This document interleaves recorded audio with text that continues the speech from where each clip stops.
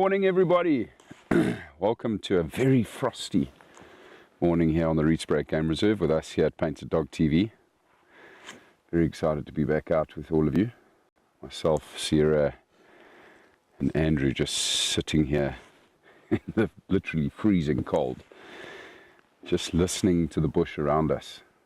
When we finished up our drive last night, we obviously went back to camp and I drove out. And when I got to the gate leaving the property here, I bumped into all of the elephants standing guard over the gate, which was quite a lot of fun, as you can imagine, trying to wade through all of that so I could leave. But wonderful to have found the elephants, and we are searching for them right now for all of you this morning.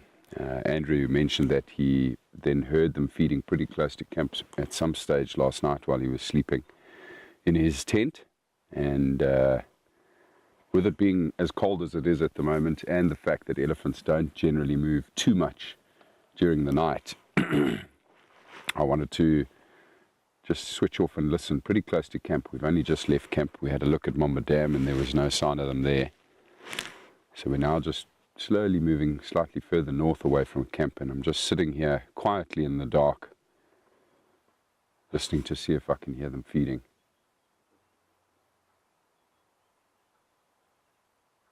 And I did think that when I switched off the car, literally a minute before we went live, that I might have heard some feeding up ahead here, everybody.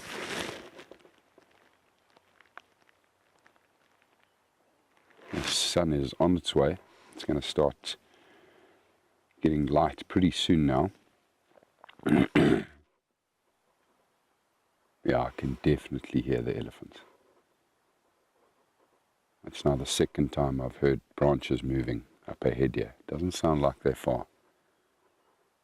Maybe 400 or 500 yards at most, a bit further north of us. And we'll get to that, but I'm just going to quickly say hello to all of our wonderful pack members, whom of course have made this game drive possible this morning. Good morning, Barbara. Morning, Carol. Morning, Mary. Hello, Liz. Hello, Wendy.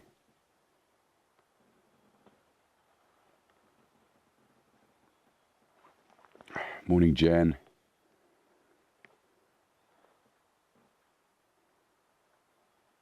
Morning, everybody. Lovely to have you with us. Let's hope we can catch up with our wonderful elephants. It is an area that is incredibly dense, very, very dense woodland in this area where we are right here, but we'll give it our best shot. I'm certainly not going to go crashing off-road for elephants this early in the morning, but we'll slowly move towards where I can hear those branches breaking now.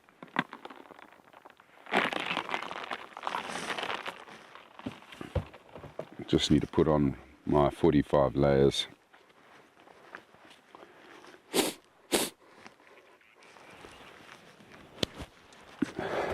And just a reminder for the keyword for the week, everybody. The keyword this week is battle scars. Want to get your hands on that painted dog image for the week, please submit the keyword or words battle scars. Right, now I do expect the jackal to have a good whine for the first part of the morning. Hasn't warmed up just yet. There it is, right on cue. Hello, jackal. Don't want to be doing too much revving when I'm close to the elephants.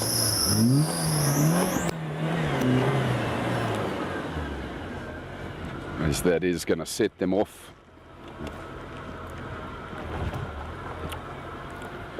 We've recently found out that the fan belt for this particular make of car is quite unique and rare to find up here in the middle of the African bush here in Rietspruit. So VM and Matt are figuring out a plan as to how we can get one sent up here so that we can try and replace the fan belt on this vehicle and give the jackal some TLC so we can try and cut out all of this whining.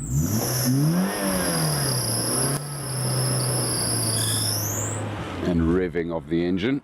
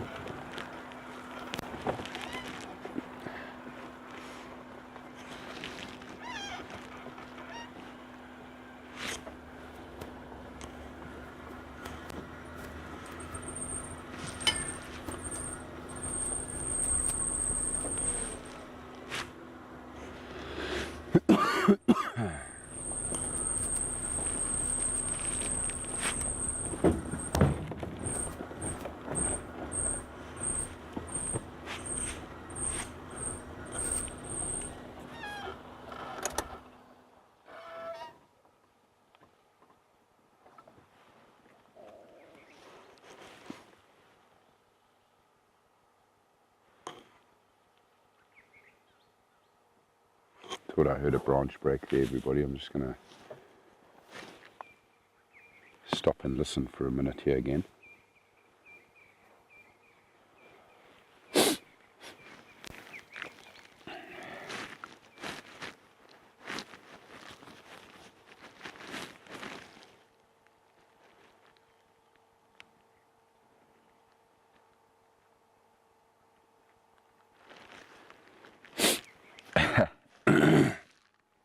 Yeah, too right, Carol. Myself and Andrew both have to hide our cars before VM starts stripping them for parts.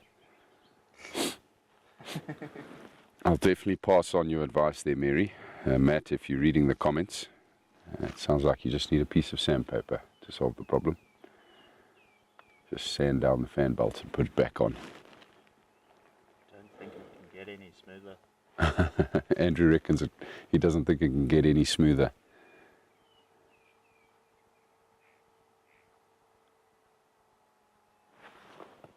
What was that? I don't know, but what is that? Very noisy. Is that the inverter? The Starlight, yeah.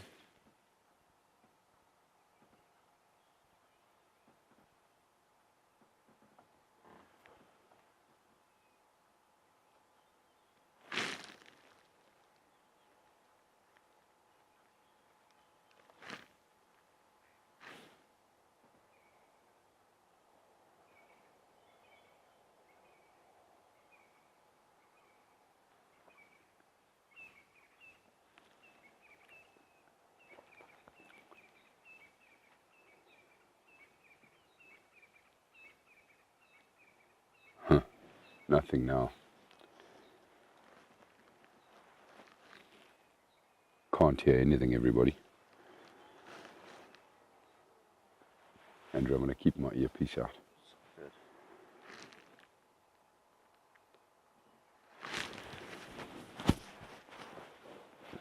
Maybe I was wrong. Maybe it wasn't the elephants that were moving the branches. It could have been something else. Another large animal, perhaps a rhino or a giraffe pushing through this very, very thick woodland. Haven't seen tracks of the elephants here yet. Just keep moving slowly along here. See if we find any tracks. I will stop to listen again at regular intervals.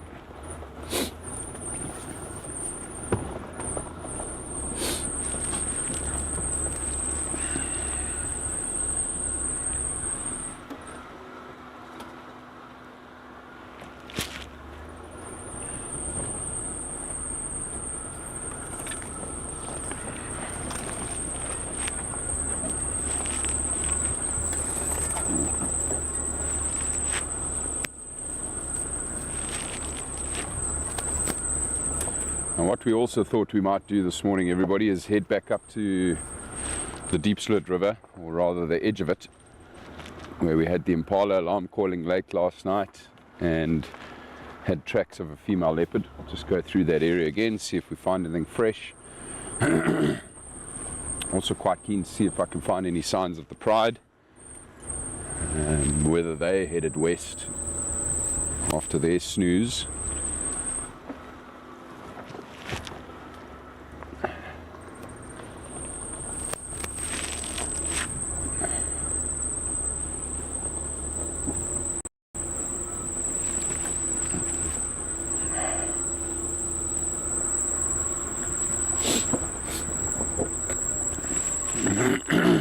Another interesting update that I saw Kevin posted on the sightings group is that white rhino cow number 22 was seen last night at Seskan Krip, and she was seen without a calf. So she hasn't given birth to her new calf just yet.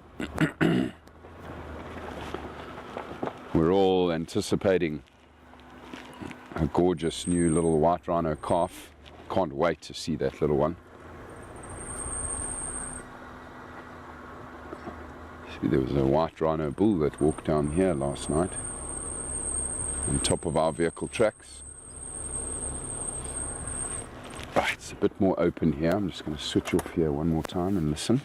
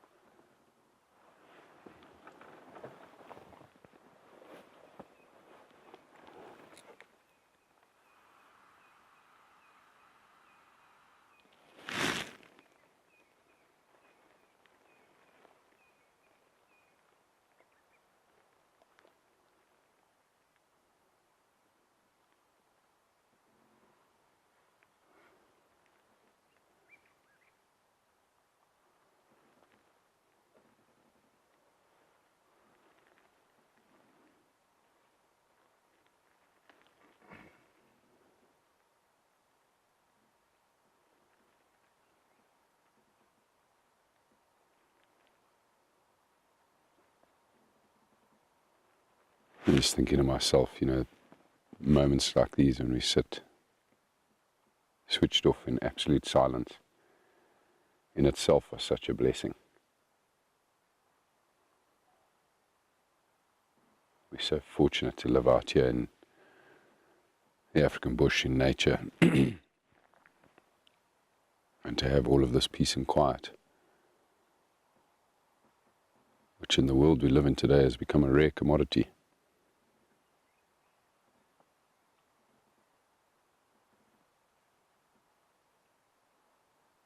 I just heard another branch break. That actually sounds a lot further off.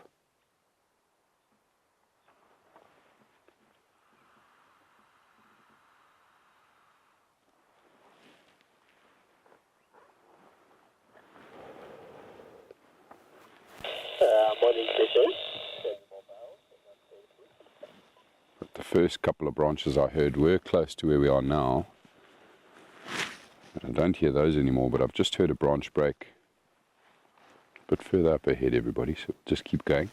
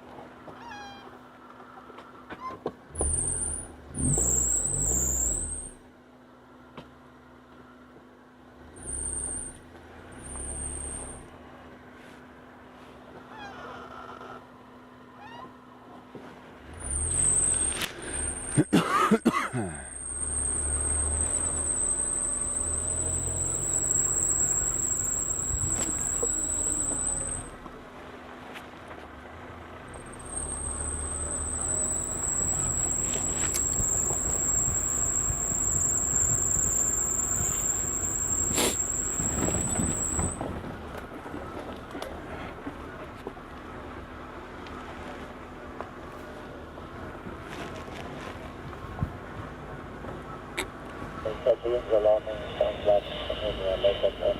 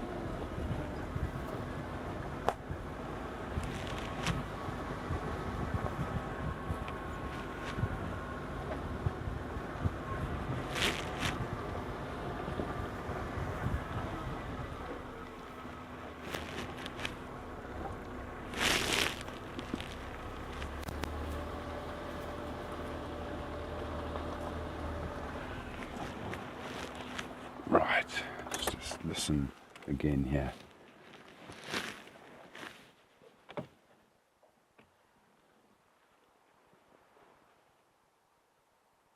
Yeah, beautiful view of Rietspruit, highest point of the Drakensberg Mountains, here close to us.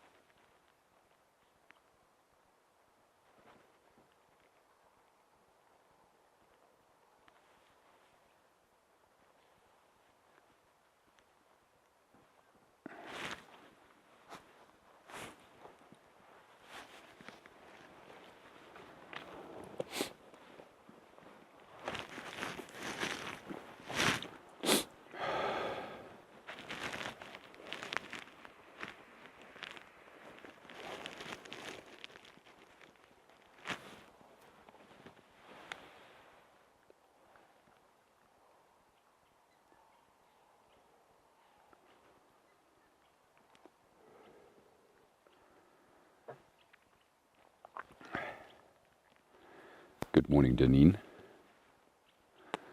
Glad you could join us this morning.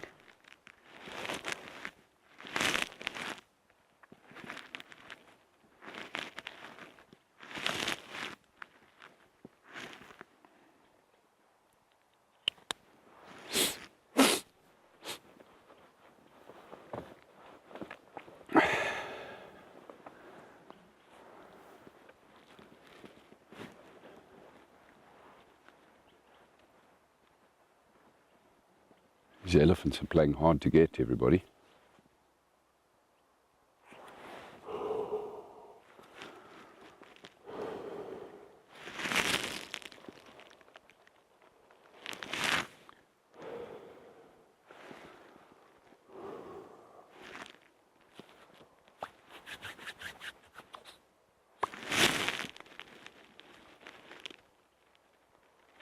Can't hear any feeding here.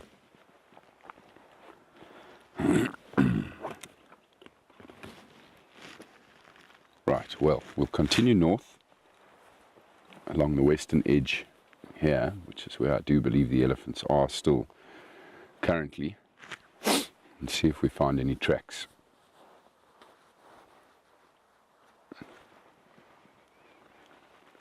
I think I might have been fooled into thinking it was them with the branches I heard breaking. It's not impossible that it might be them back down closer to the Diepsloot River here behind us, and I've maybe just missed the tracks in some grassy patches.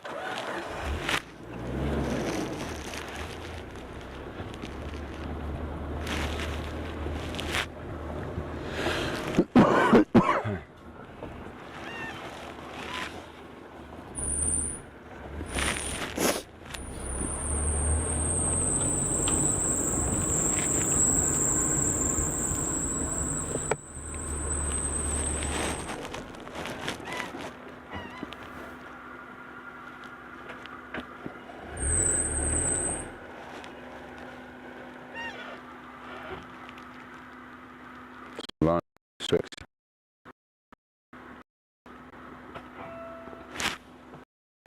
Tracks are going up and down here. I just want to see if they're on top of my vehicle tracks from last night or if I drove over them.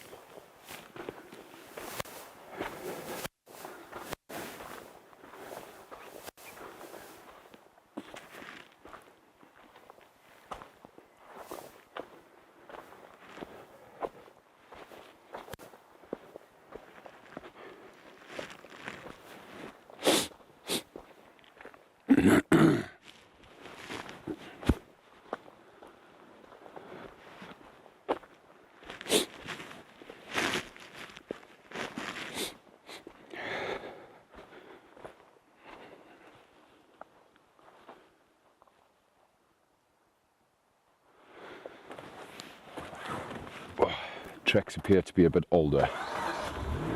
Of the lines here, I definitely drove over them last night on my way back to camp.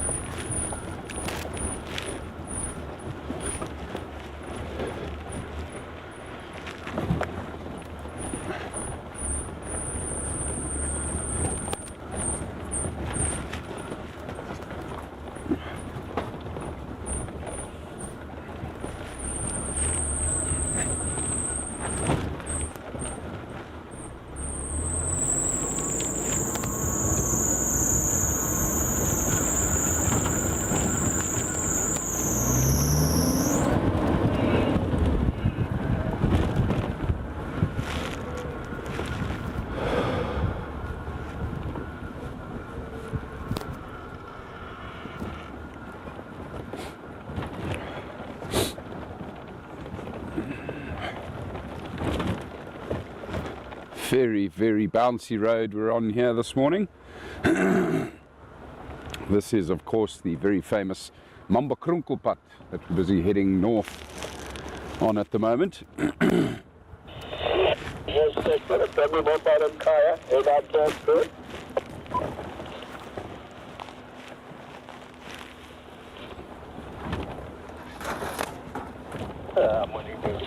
But yeah, we're going to go north along this road, everybody, back up to that area where we believe that female leopard was last night, whilst we continue searching for signs of these elephants.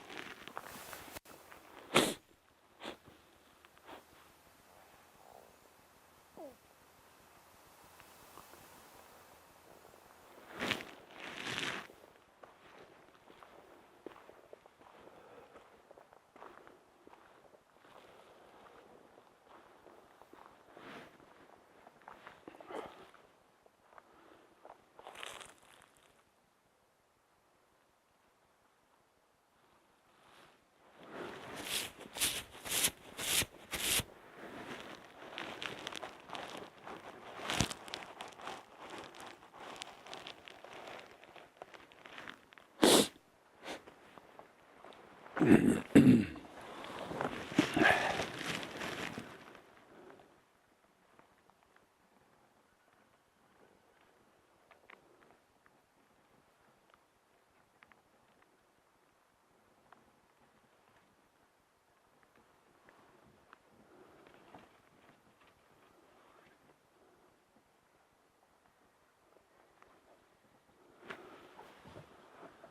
sign of the ellies here.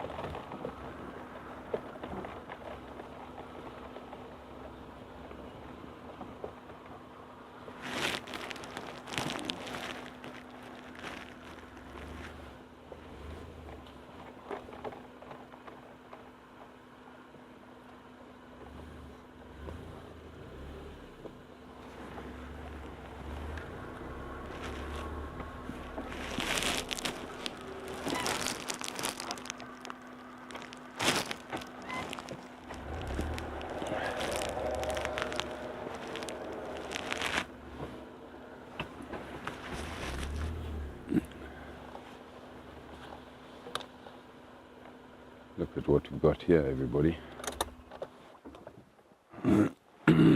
Looks like a male leopard walked over our vehicle tracks sometime last night.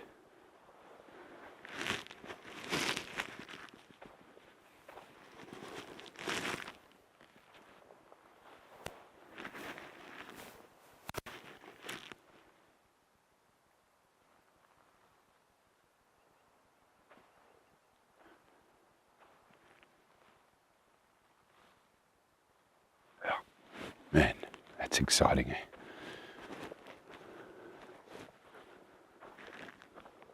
Just knowing that, you know, sometime between last night's drive and this morning, that a male leopard has walked up the road here. The tracks look good, there's nothing else on top of them. And he's heading straight north towards where I had the tracks of the female. Perhaps he's heard her vocalizing through the night and he's responded, he's headed that way. You never know. These two leopards might be together right now.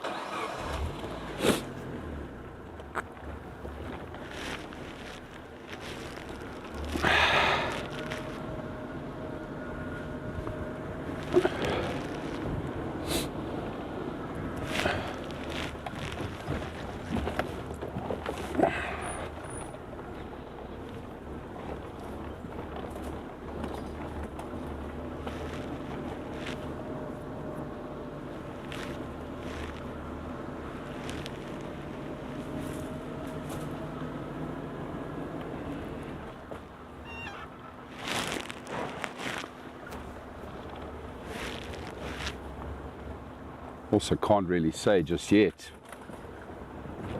how long ago this leopard walked up here. Looking at how fresh those tracks look, it could have even been 10 minutes ago.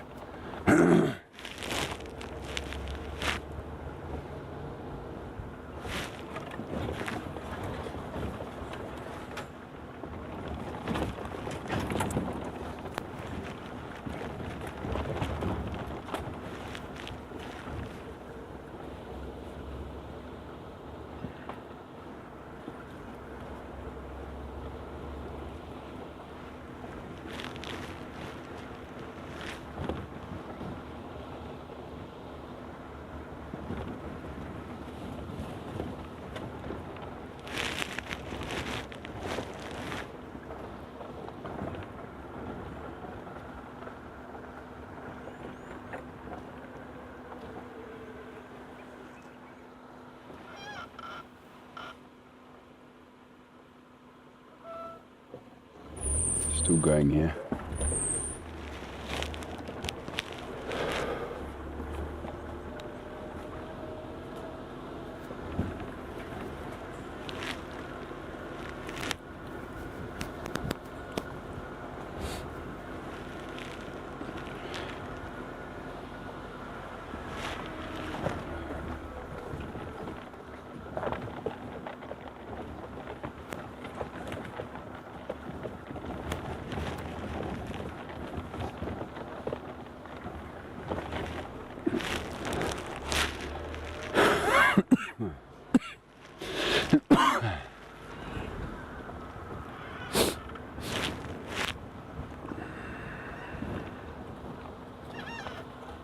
Giraffe.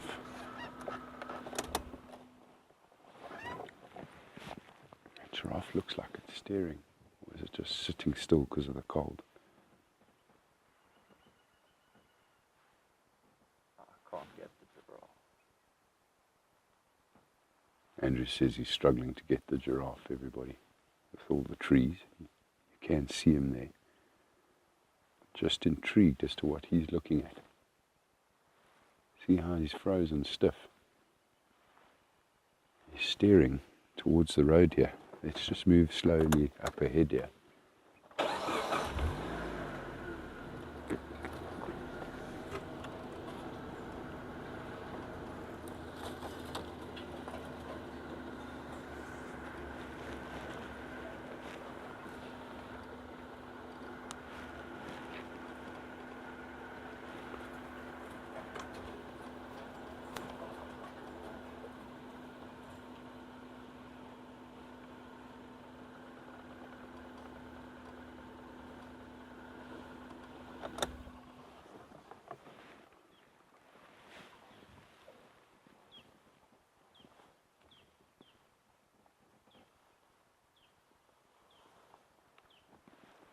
Giraffe is steering straight this way. Is he being bothered by a whole bunch of oxpeckers as well?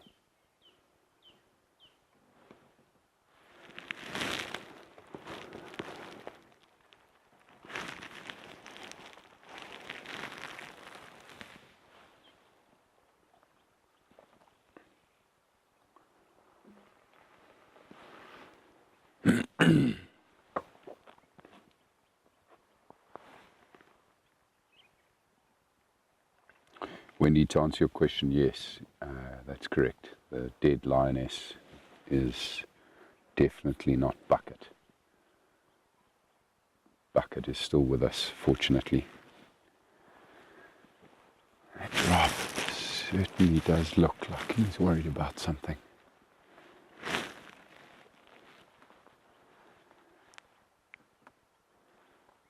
If it were an unrelaxed leopard that we had the tracks of here, what it's going to do while I'm driving along the road here is quickly dart off the road and try to take cover.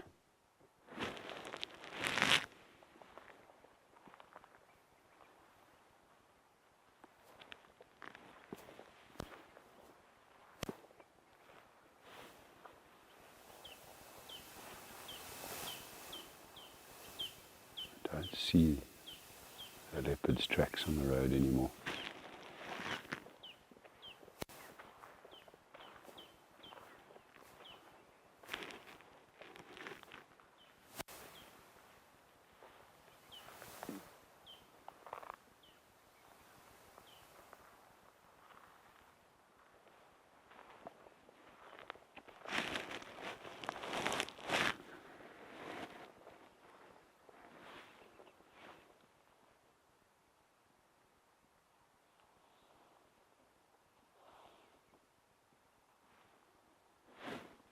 Might that leopard have just snuck off the road right now?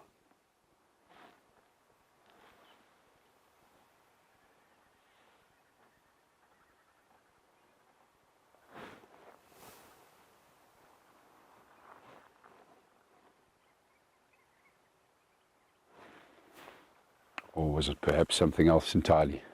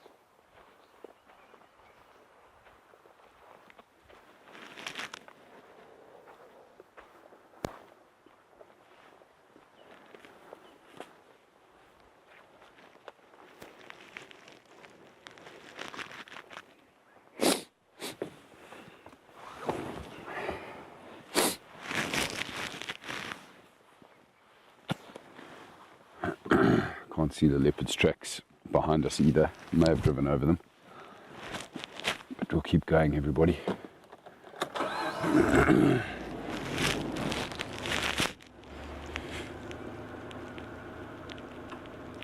Morning, Guido. Good to have you with us on this frosty morning out here on the Rietspruit. Beautiful morning now with the sun just having come up. Gorgeous light. We spent the first part of our morning just trying to find the elephants which were around our camp last night, but had no luck there. Not too sure where they are currently trying to hide from the cold. And then had some tracks of a male leopard on top of my vehicle tracks from last night going up this way towards where I was tracking the female last night.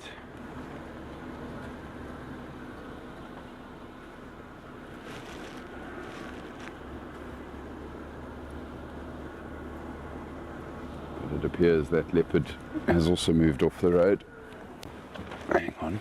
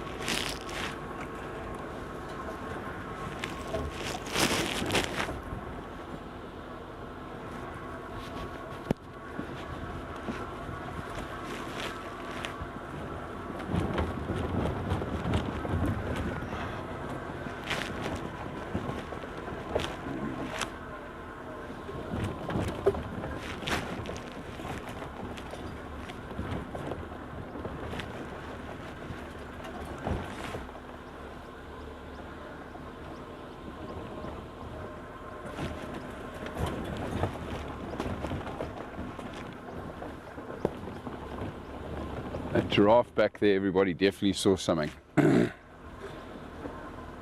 don't see the tracks of this leopard anymore, so you never know. Might have been him. It snuck off the road. The giraffe just saw the tail end of it moving away from the road, and we've missed it.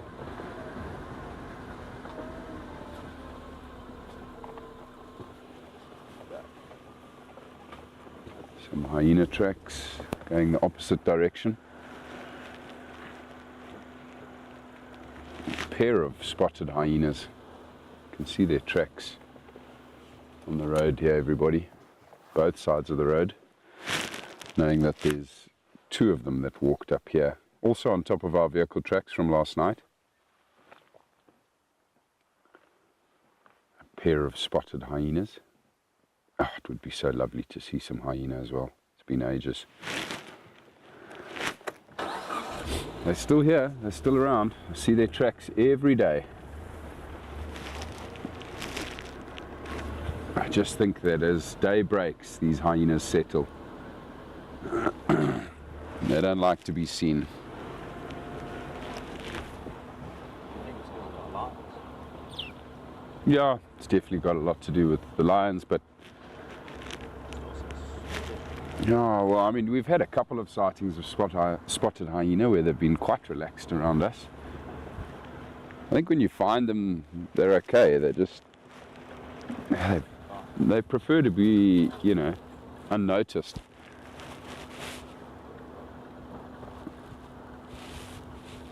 But I do wish we had more hyena here. Not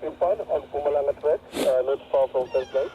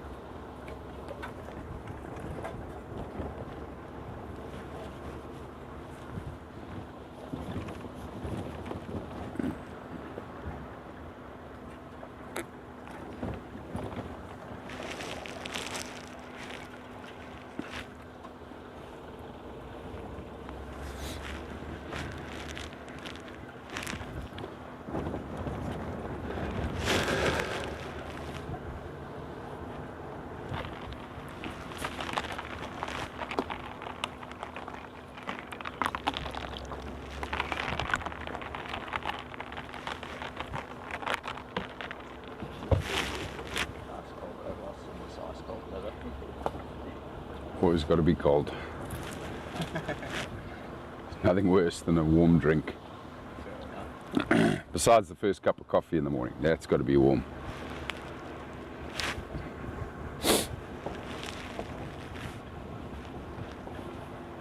Oh, beautiful.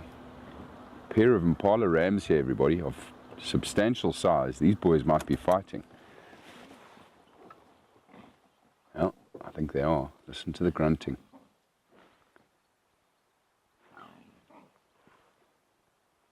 Bit of a Mexican standoff happening here. Now there's a group of females off to the right, a herd of female Impala to the right. You can't really see them, it's too thick. But I reckon these rams are busy fighting over the right to this harem.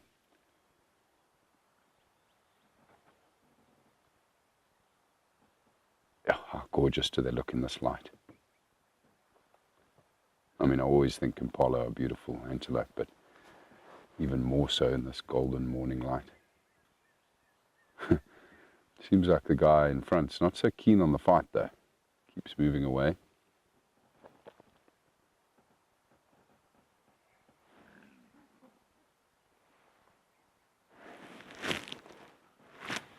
Now when these rams fight, everybody, it's like ringing the dinner bell for a predator, like a leopard.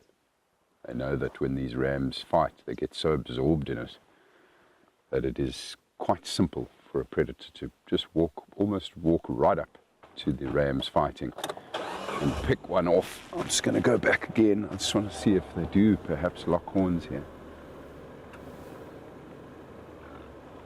They've turned.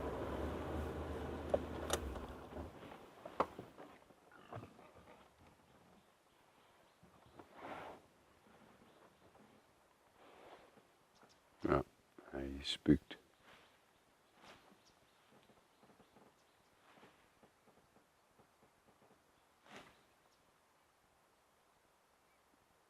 Now the one making all the noise spooked again. I'm going to carry on, everybody. I don't think they're going to be fighting just yet.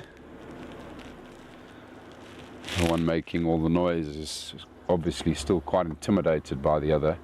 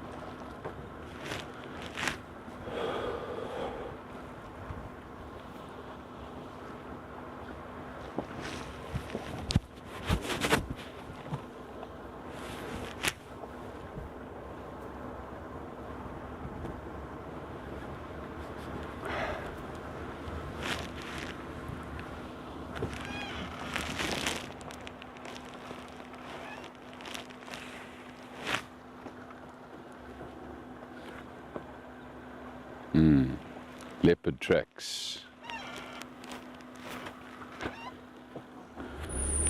Right, so the giraffe did not see a leopard, everybody, because this is the same leopard whose tracks we have here. Looks like a young male to me. Yeah, it could be Witgat male. These are the same tracks again, everybody, of the same individual I've been tracking this morning. He's still heading north towards where the female was last night. Now we're very close to that point of where I had tracks of her, where the Impala were alarm calling. It might even be the same group of Impala that we came across here now. Oh, that's awesome. Come on, leopards.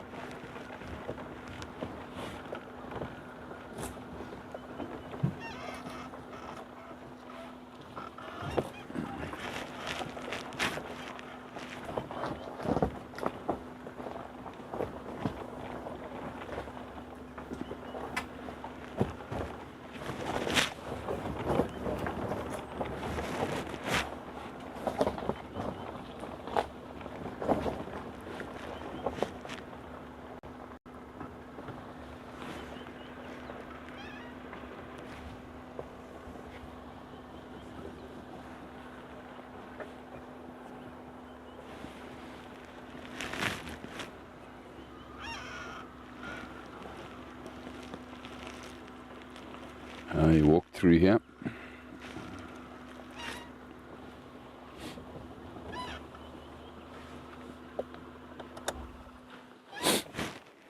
Now I just want to see here if the female didn't come through here as well.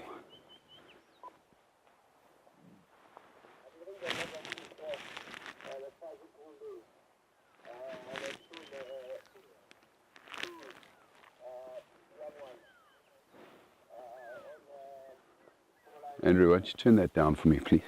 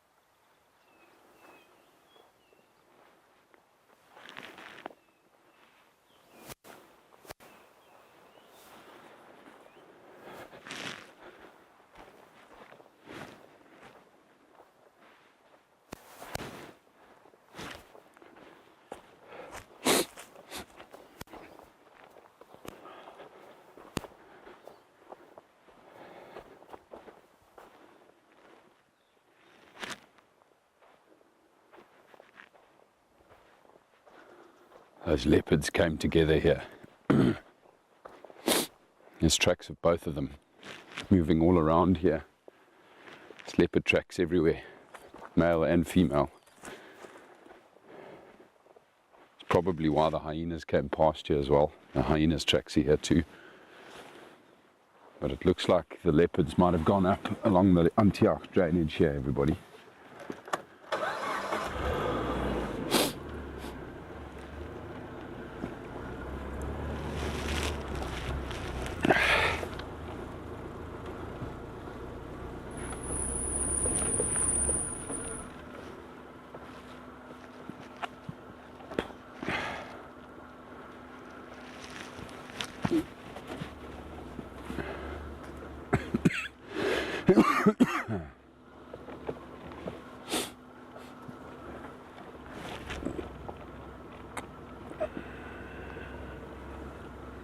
Oh wow, morning Ulla.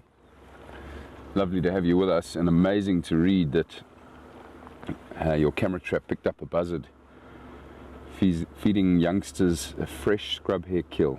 That's incredible. That's very special.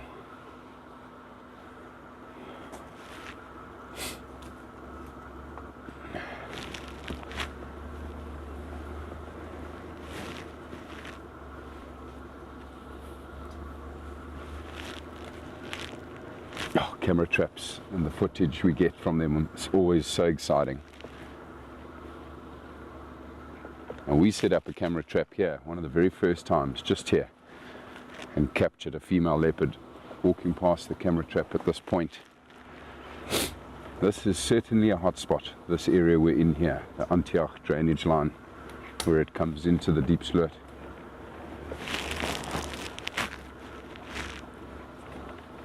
There's certainly a lot of leopard movement around here.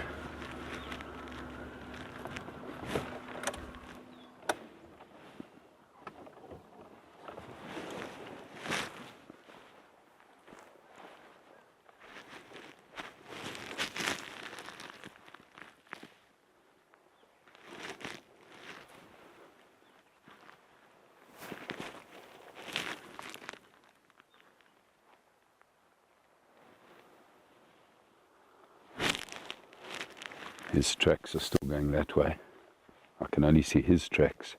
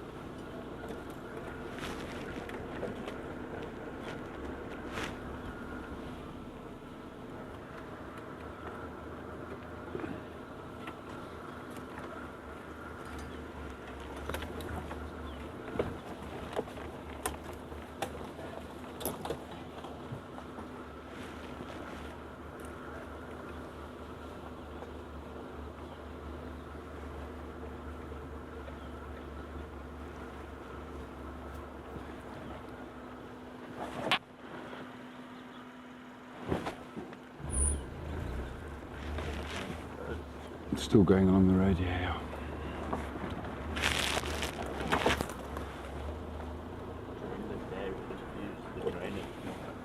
Yeah.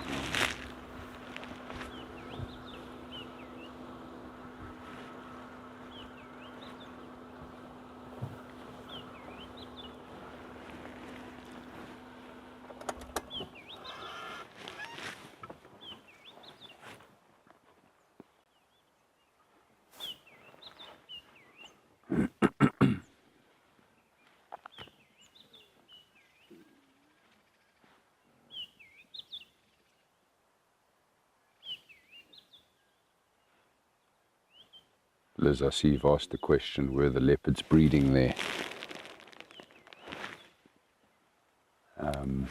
It is very possible that there could be leopards mating somewhere nearby here.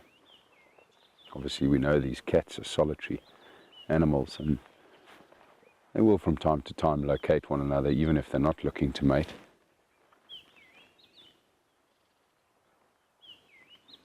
But if the female is an estrus, then they will copulate. For up to 5 days they stay together, copulating on average every 15 to 20 minutes throughout the day. And it's an amazing thing to witness. And what is probably the most fascinating thing is the sounds that you hear from these cats when they're mating. Lots of growling and snarling. There's a lot of aggression in it. You can hear it from quite a distance away. So that's also what I'm hoping to hear now while I'm tracking them. If I hear those distinctive growls, I'll know that they're definitely together and mating. Just want to have a look around for tracks here, everybody. The road splits here. So I want to see which way he went.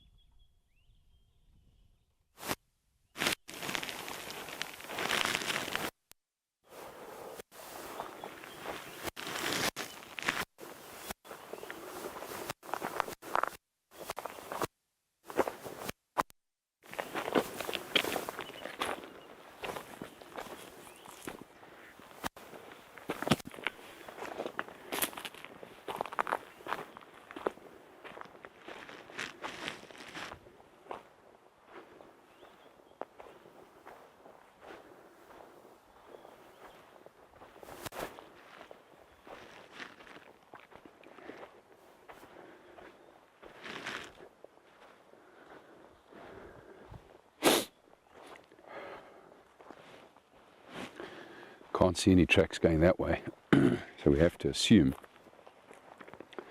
he's gone up the road that way.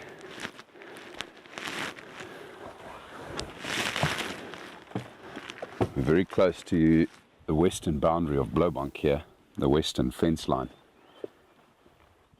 I just really hope these leopards haven't gone through the fence onto the neighbouring property, which they very often do.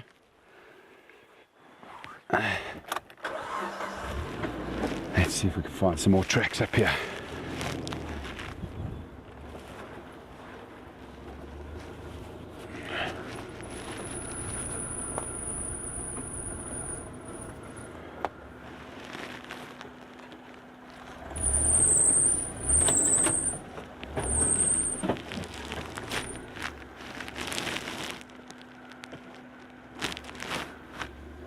Lots of porcupine tracks in this area.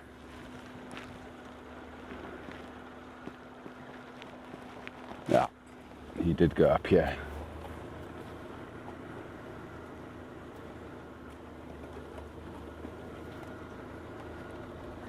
Wouldn't it just be lovely if this leopard was sitting in a tree somewhere up ahead here, basking in the sun?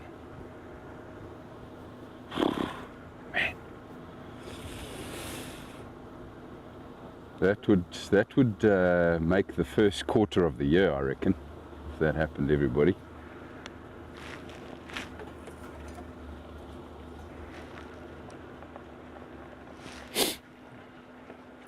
Everyone's saying lovely shots, Andrew. Thanks, Andrew. I apologise for the shaky zooms. My fingers are like ice blocks. Andrew apologises for the shaky zooms. His fingers are ice blocks. Andrew doesn't do so good with the cold.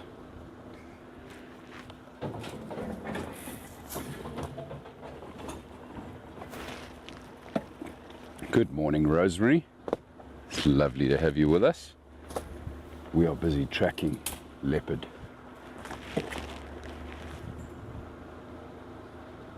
My favourite.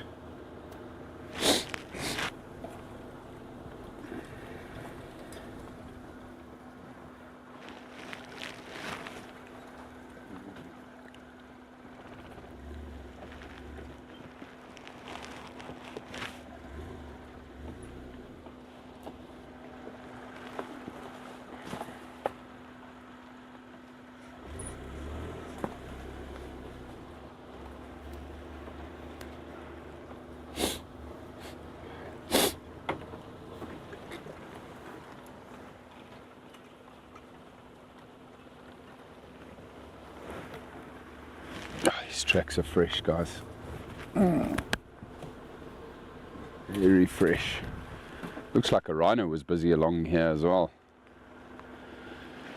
Just trying to work out if it was the white rhino or the black rhino.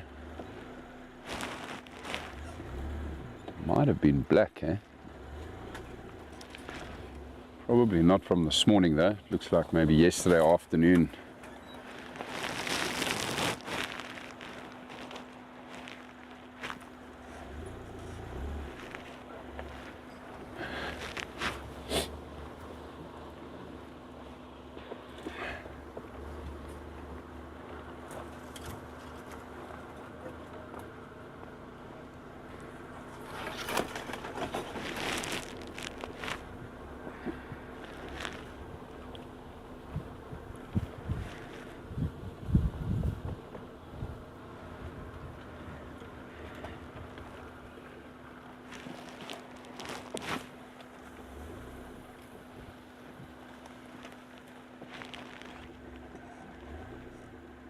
Sure.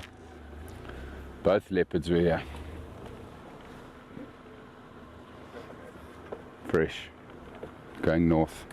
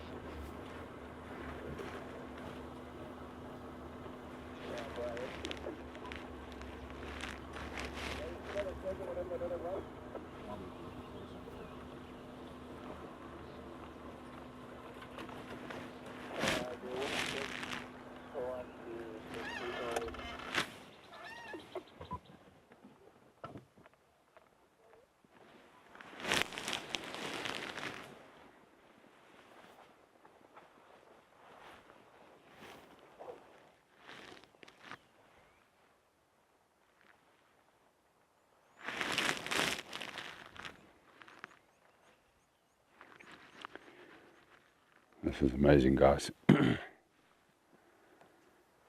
These leopards have definitely paired up.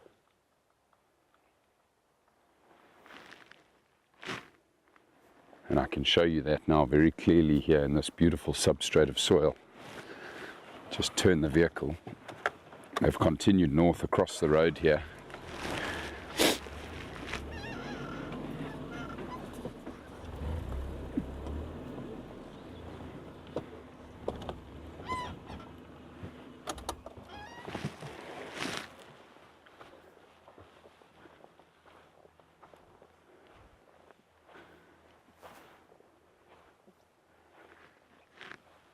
So this is the male walking along here.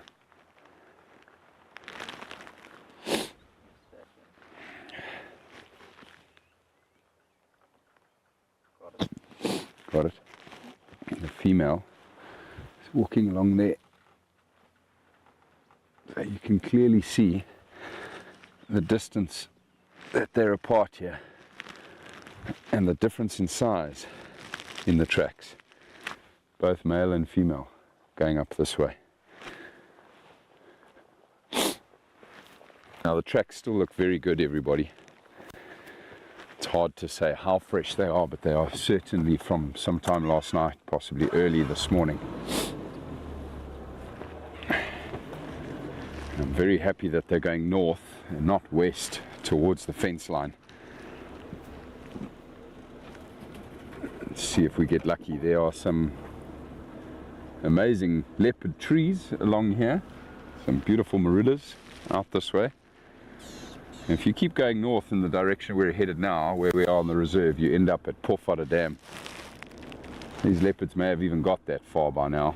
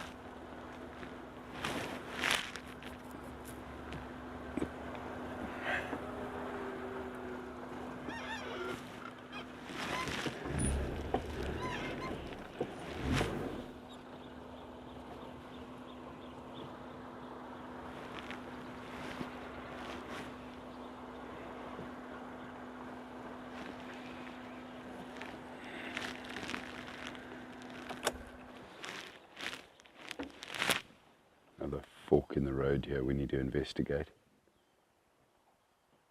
But it's always a good thing because, as we spoke about earlier, we might get lucky and hear these leopards.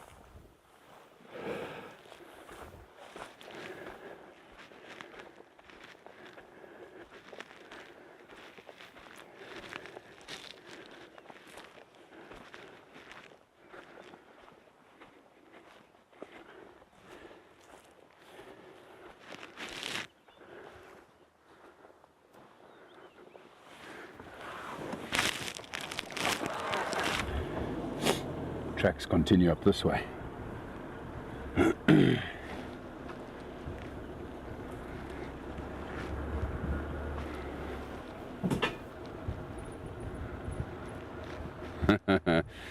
Wendy has asked the question, how does Andrew survive the cold in a tent? It's very simple, he doesn't. But he does have 4 blankets. And I'm sure goes to sleep with 14 layers of clothing on as well, so I suppose he's doing okay. Liz, I last saw a leopard, must be about 6 or 7 weeks ago. That's when we last saw a leopard. It wasn't on a live drive, unfortunately. Myself and the crew were out doing some filming. And yeah, got very lucky, tracked down a female leopard. And to answer your question about the gestation period, it is actually very short. Only about 100 to 105 days is the gestation of these cats.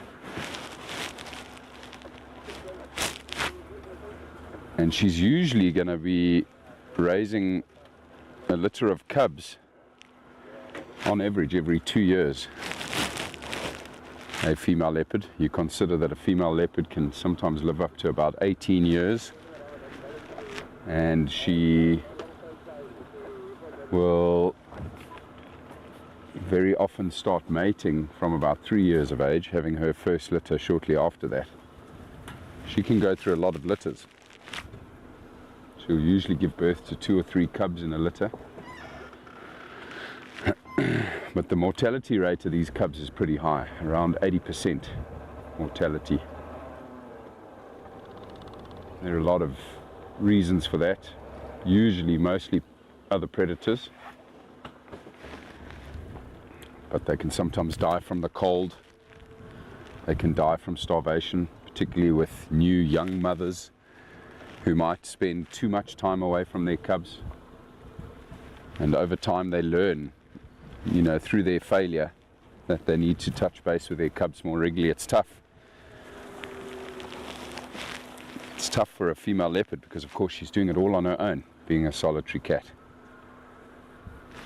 I've been incredibly fortunate in my lifetime to have watched and followed closely the lives of several different female leopards raising cubs on the private game reserves that I've worked on. And it's heartbreaking, it's fascinating, it's beautiful to watch them go through all of this. But it's tough, it's difficult.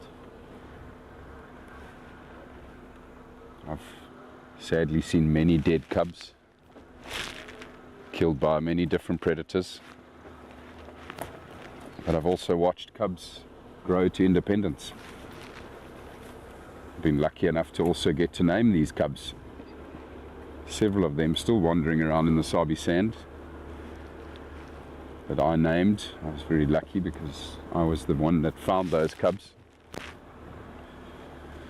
And that's kind of the gift you get given. If you're the guide and tracker team that find the cubs, find the den site, then you're usually the ones that can name the cubs if they make it to adulthood.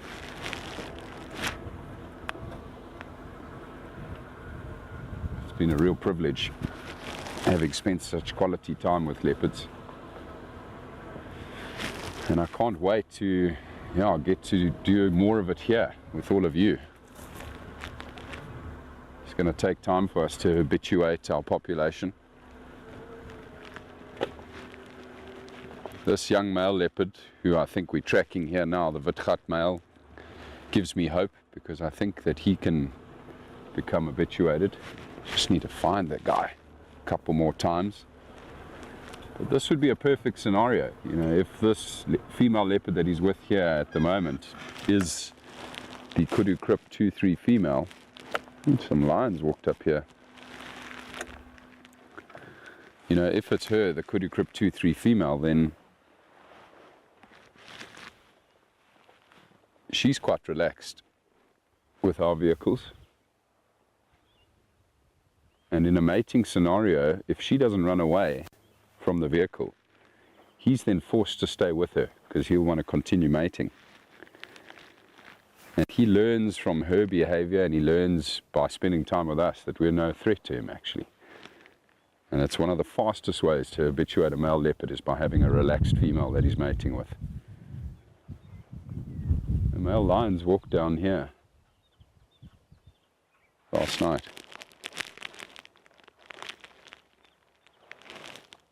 Don't see our leopard tracks here.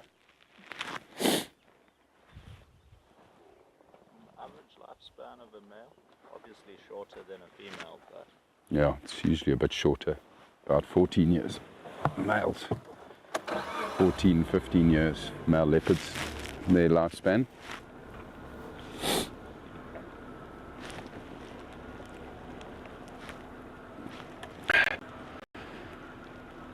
Carol, Liz, there are a number of them that I named. Just trying to go back now. So there's Shavinzi and Shavati. They're two females that are still resident on the Kirkman's property, Kirkman's and Mala Mala.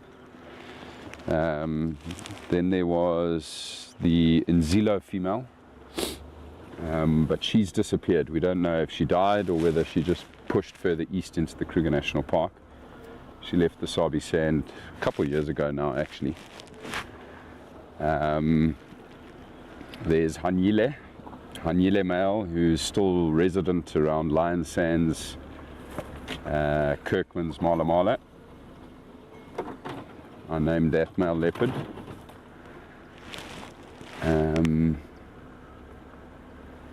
Just trying to think who else. There is another one that I'm forgetting now. And man, do I miss those leopards. You know, I haven't guided in that area for quite a while now. The last time I caught up with those leopards was about 15, 16 months ago now. I do miss them.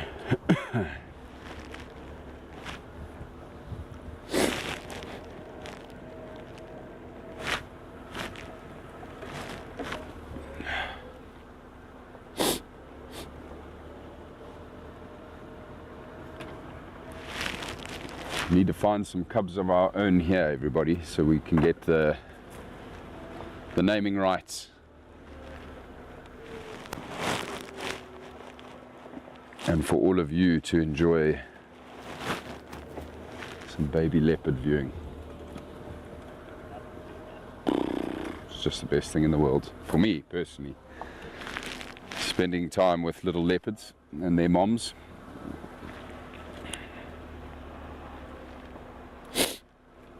Oh, that's awesome, Ulla. So you got to meet Hanyile.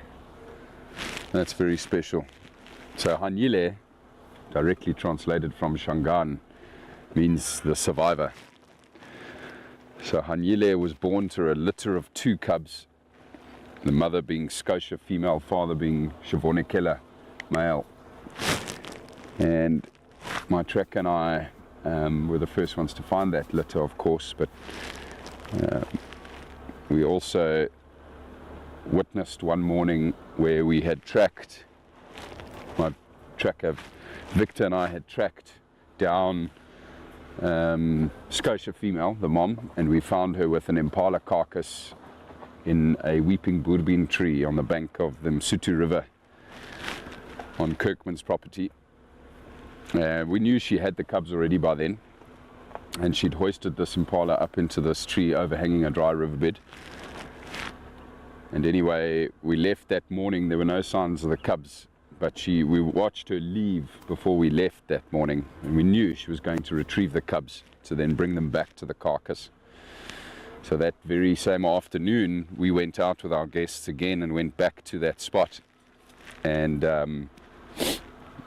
we literally, as we got there, watched as Scotia was leading the 2 youngsters back to the carcass. At that time, the 2 cubs, 1 male, 1 female, were about 4 months old. And carcass was still up in the tree, and we watched as the female cub ascended the tree first, and she shot straight up there. Now, what we hadn't noticed while we were parked there was the father, Shavonekela male, was lying in the reeds in the riverbed. He had obviously come and taken over the carcass, but Scotia, the mother, and the two youngsters were unaware of this. And as soon as the female cub went up into the tree, the male attacked. He went up into the tree and just took one swat at the cub, smacked it on its back and broke its spine. Killed the cub immediately. And the female cub fell out of the tree, and it was shocking and very difficult to watch. But what was also most fascinating was that male leopard then descended the tree. Scotia then led the male cub away, and she left the area. But we then watched the male, the father of that litter of cubs, the father come out the tree and start to feed on his daughter, on the cub. Opening it up along the spine here, he fed on it just a small amount. It was very interesting, and while he was feeding on it, he would often pull the phlegm and grimace, so he'd open up his lips and he'd snarl and inhale the scent of his own cub that he was feeding on. Fascinating, absolutely fascinating behavior I'd never seen before in my life.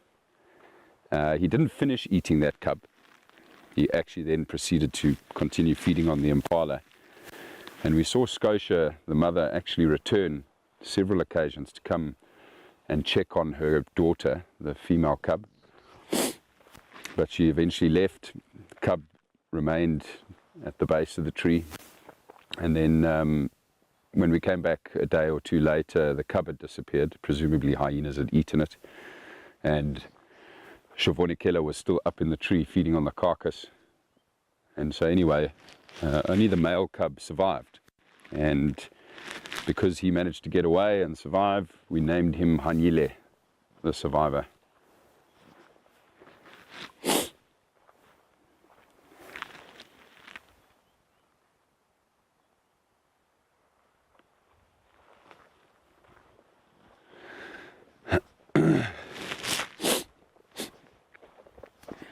So a classic example of infanticide, and it does happen quite a bit with leopards in those particular almost exact scenarios. A male leopard will not tolerate any other leopard feeding on a carcass, even if it wasn't a carcass he'd made himself. It's almost the right of a male leopard because he's just so much larger. It's one of the perks, really. He will always steal a female's carcass and take over it, and the mothers are usually very good at then avoiding those situations. If they return to the tree and there's a male feeding on the carcass, she won't even dare go near it with her cubs. But Scotia just on that particular morning had not picked up on it. She didn't know he was there and led her cubs straight into that danger. And sadly the little female died, but fortunately the male survived, and he is still a dominant male leopard now, having spread his genes. He's sired many litters of cubs in that area. He's massive and he's very distinctive. If you look at photographs of that leopard, he's very distinctive because he's got a slit right down the middle of his nose. Oh, look at the goshawk. Wow, that's beautiful. Dark chanting goshawk. Come low down to the ground. It was obviously hunting. Oh, that is beautiful. Has he caught something? No. What a beautiful view, everybody. It's not often you see these dark chanting goshawks this close to the ground. So it must have come down trying to catch something and obviously missed. And then just popped back up onto that tree. Beautiful stuff.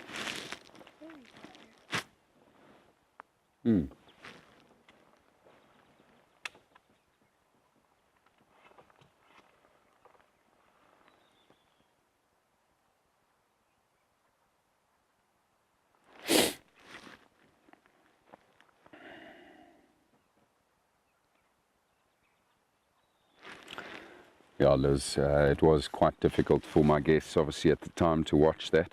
Even my tracker, Victor, who'd been working in the Sabi Sand for a very long time, he was gobsmacked. He'd never seen anything like it. Always difficult to watch, but like I say, yeah, fascinating as well. nature is beautiful but cruel.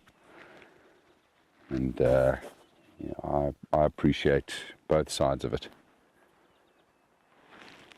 It certainly wasn't an easy thing to watch. Very pretty, dark chanting goshawk.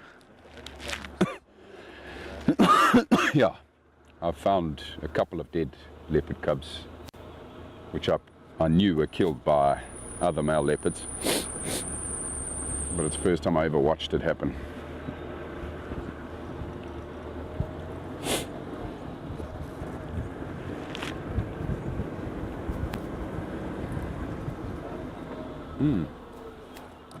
Just a very, I was just going to say, a very friendly goshawk. Not in a hurry to leave this area.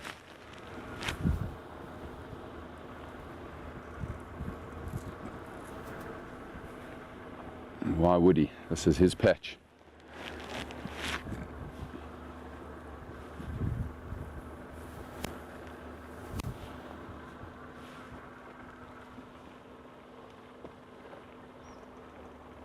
Let's see if we can get another look at him here, everybody.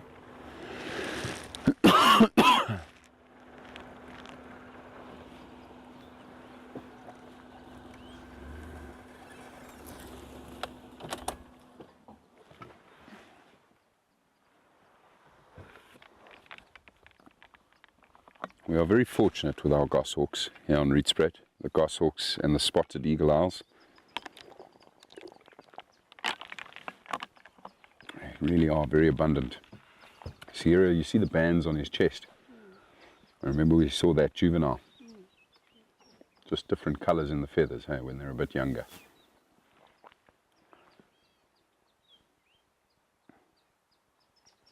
Oh, it's a beautiful bird, eh?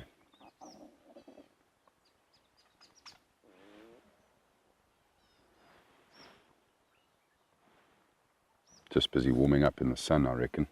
That's why he's quite happy to sit where he is there now.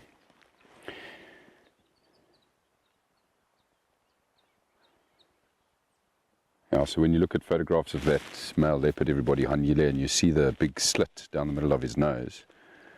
I was actually on property when he got that injury. It was from fighting with another male leopard called the river ox male on the eastern bank of the Sand River. He had a big fight with this other big male leopard, and we believe he won that fight, but not without some battle scars.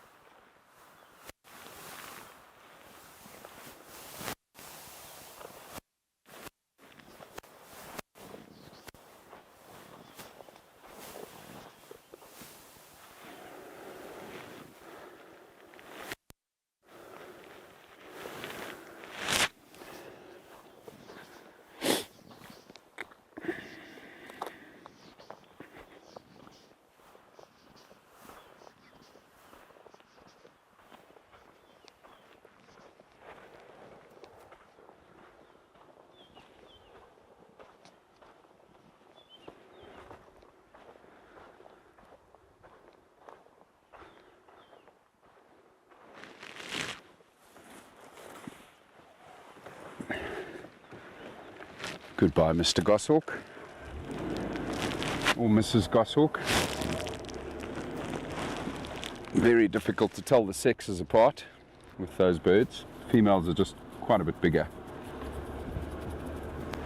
when you see them together. It's Just having a walk around here to look for tracks, everybody. It looks like a clan of hyena were walking up the road here. 3 of them. 3 hyenas heading south along this road. Just looking for tracks of that male leopard, but he's done a number on us again here. And last tracks I looked at of him, I didn't see the female with him. Also haven't heard anything around here. So perhaps they're not mating. Perhaps they were trailing each other.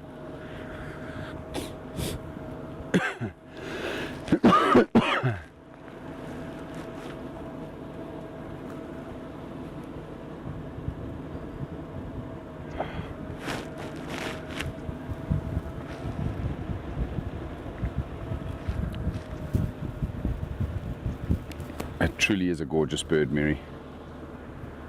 Very fond of the dark chanting goshawk. Liz, yes, certainly. Male leopards do defend carcasses from other predators. Sometimes even female leopards will do it. But females, of course, are quite a bit smaller in comparison to male leopards, but even in comparison to, you know, the other predators. So female leopards will very often have to abandon a carcass if they've still got it on the ground. But male leopards will defend a carcass.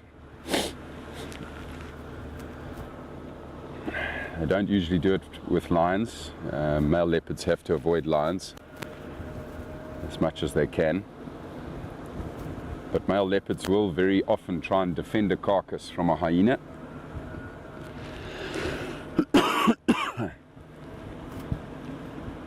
I once watched Hyena, who's the male leopard that actually killed that cub. I watched him feeding on an Impala at the base of a tree.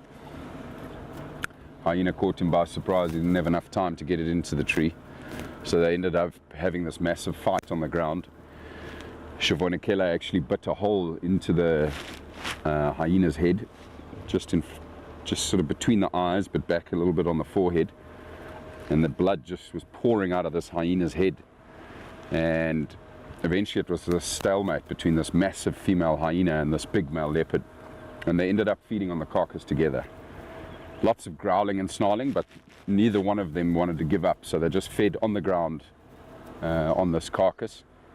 Hyena got its fill, and eventually when the hyena was full, it tried to drag the carcass, and the male leopard said, no, the rest is mine. And he pulled it free from the hyena's jaws and put it into the tree he had planned on putting it into in the first place. Another amazing sighting. Oh, but those hyenas are tough. And it's got a hole in its head and it just doesn't stop, just keeps eating. Blood pouring out. Survival. Has to eat. Fight through the pain.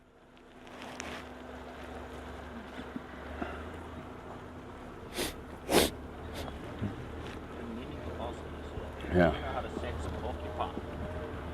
No.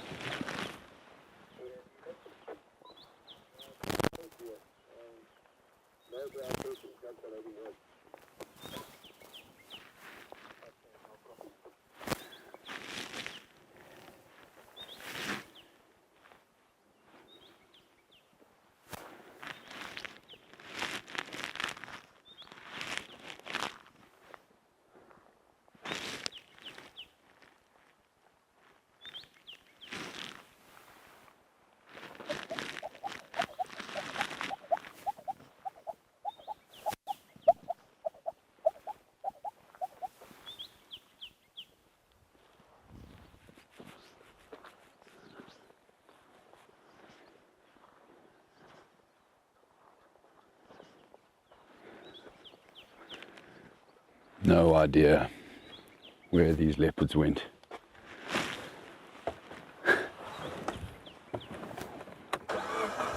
The elusive Rietspruit leopards.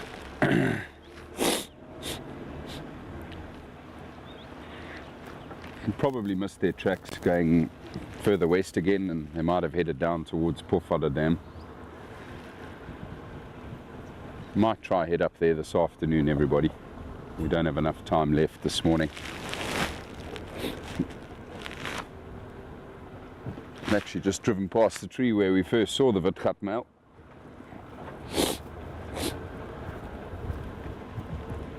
That's a sighting I don't think any of us will forget in a hurry.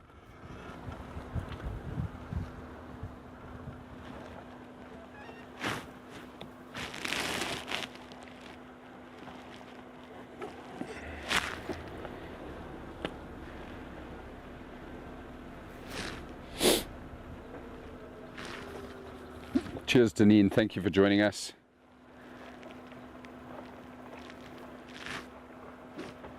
Wendy, to answer your question about photos of that sighting. So the sighting of the leopard attacking its cub, the male leopard, no. I don't think I took any photos that day. I think we were all in too much shock. The sighting of the same male leopard then fighting over the kill with the hyena, I think I might have taken video that day. I don't recall if I have any photographs of that moment. I've got 4 or 5 hard drives, literally just filled with leopard photographs though. Most of them unedited. I've taken tens of thousands of photographs of leopards in my time. Lucky man.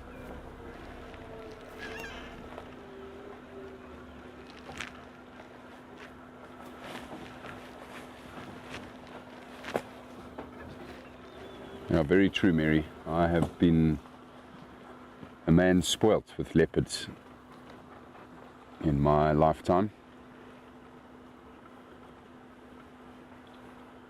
And that's also why I just love the Rietspruit and the leopards here.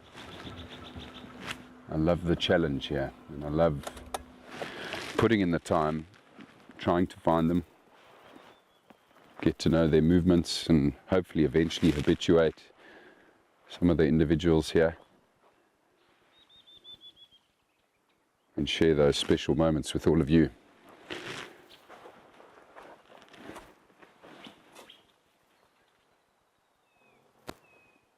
That's a pity. Spotted eagle owl. It was just in this tree above me here, and I hadn't seen it until it took off.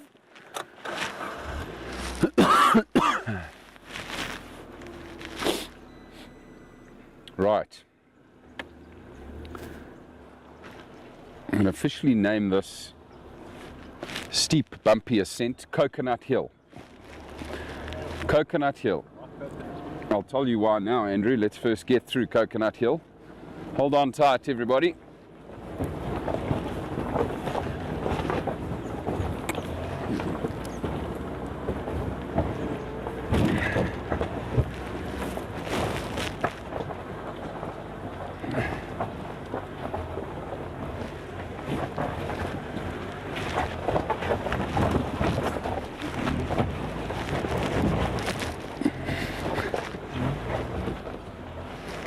Phew. We made it.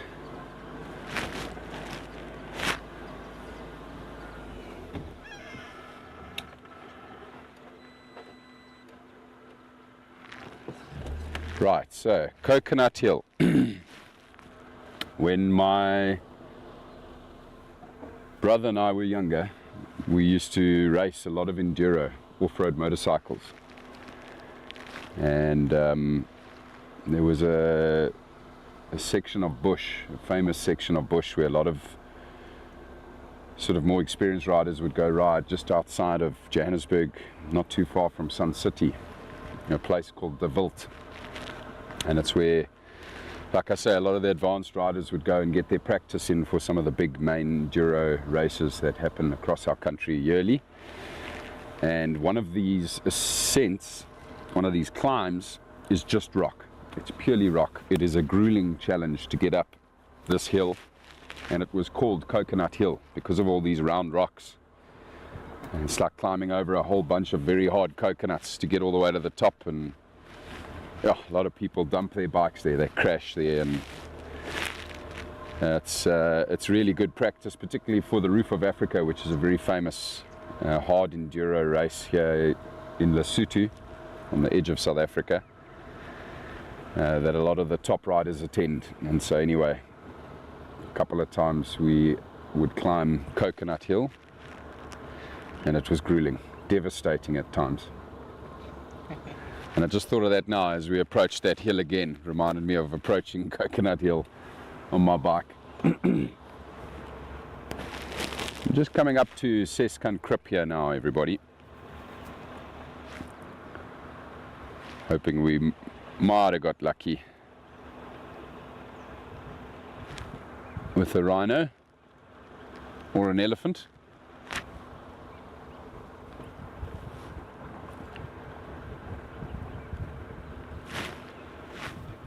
I don't see either of those two species, but I definitely see an Impala up ahead. Looks like just one Impala. Looks like a young ram. Anyway, that's a lovely way for us to wrap up our morning, everybody. One last look at another gorgeous Impala. Thank you so much for joining us, folks.